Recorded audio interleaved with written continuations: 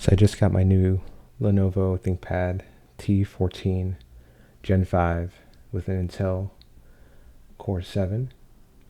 I also got a couple of other accessories. I got a case, which wasn't exactly what I expected. I also got a YubiKey for it. So I guess I need to open it.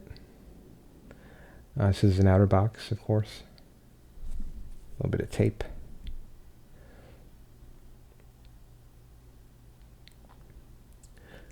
And so I ordered this with 16 megs RAM because the RAM is not soldered, and I figure I can upgrade later. I got, I think, only a 256 gigabyte SSD, but I did upgrade to the 2.8K OLED display, and I also got Linux with it. So this is the inner box, and there's yet more tape to cut.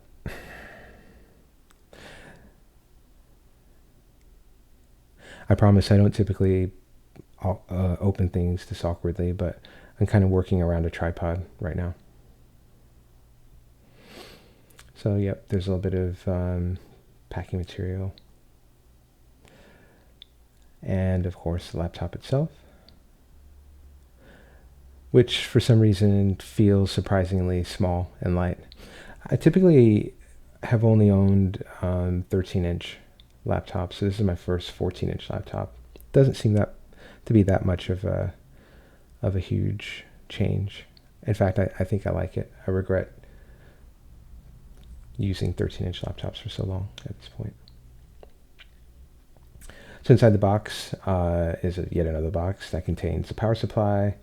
There's a pouch with some documentation.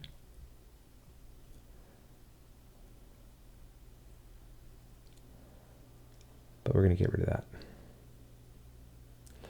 Let's take a look at what's in the pouch.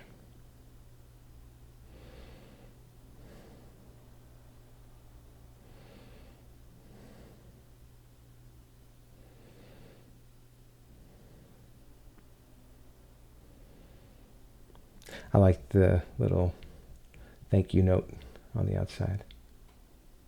I'm not sure how this is tamper resistant. It felt like I could just sort of stick it back down and it looked like I'd never opened it, but maybe there's more to it than that. So this laptop itself,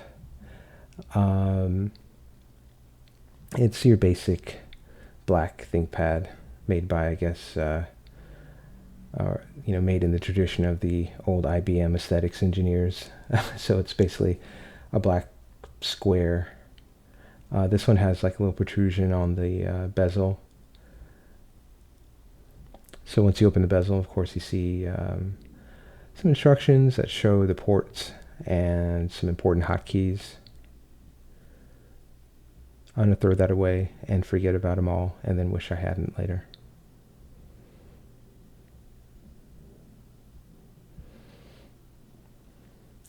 All right, so on this side, this out of focus fuzzy side, oh, there it goes. On this side we have, oh, well, let's look at this side first. All right, so on this side we have two Thunderbolt ports and an HDMI. On the back you have some generous vents, likewise on the bottom. And then there's this wonderful warning about an ingestion hazard. I guess there's a button type battery on the inside that if I'm not careful I might swallow by mistake. On the other side, which I didn't linger on long enough, there's a actual Ethernet port and a full-size USB-A, which I'm about to put my new YubiKey in. I don't really have a use for the full-size USB-A port, and I do have a few YubiKey Nano Cs laying around, but I figure why waste a good USB-C port when I could just cram this in the USB-A port. I had a little bit of trouble getting this in. It's that new USB port issue there. It's kind of tight. eventually I'll just figure it out that I need to put the right amount of force on it, and so I'll put it on the table and just use my thumb and press it in there. Here it comes, I think. I'm working up the courage. Yeah, here it comes. There we go. All right, so at some point I'm going to configure my YubiKey.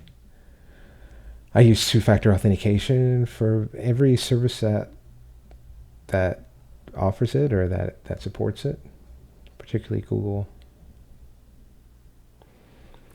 All right, and so here's my case. And so the picture on Lenovo's site made it look like it was just sort of a thin bumper that went around the edge of the laptop, but really it's a full clear plastic shell, which definitely gives off kind of like, 5-year-old Amazon, what's the old Amazon tablets? But anyway, 5-year-old tablet kid vibes with the big like rubber bumpers on it.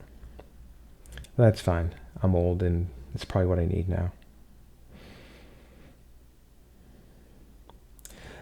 And once I had it on,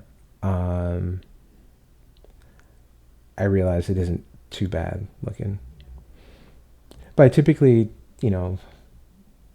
like every self-respecting programmer, I usually cover it in stickers to show how little I care about the actual hardware.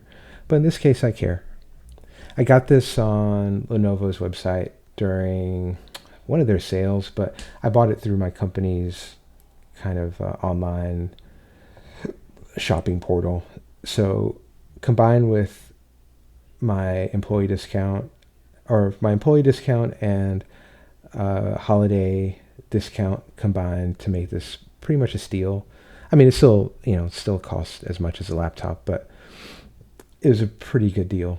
And hopefully, if there's any tariffs that come along that might affect the price in the future, hopefully I kind of got this before any tariffs might take effect.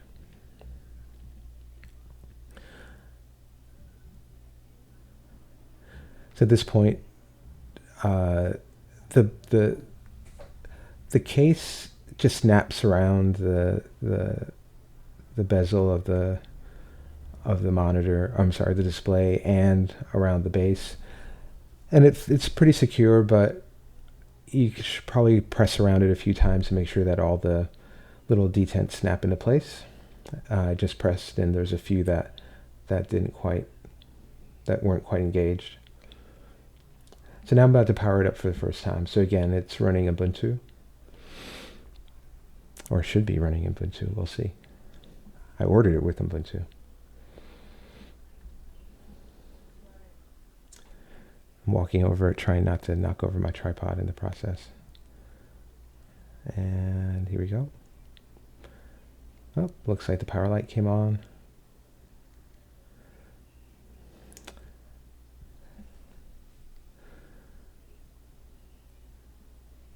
So I'm not going to edit this. I wish I had the foresight to film this in a way that the screen is visible.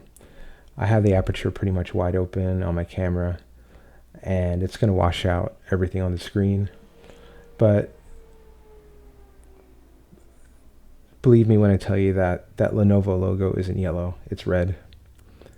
It does sit there for what felt like an uncomfortably long period of time. But what's nice to see is the backlighted keyboard. I'm a huge fan of track points. That's one of my main draws to the ThinkPad.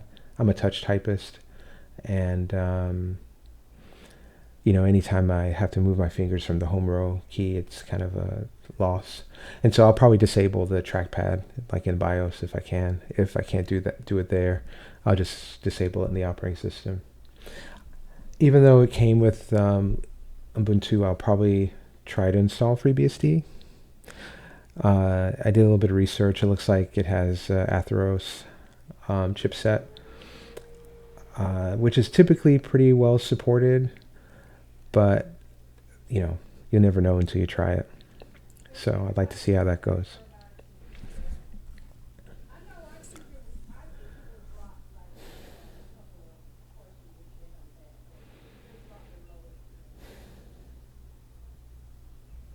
And finally the logo went away. Oh, and it came back. But here it goes. It says it's loading Ubuntu.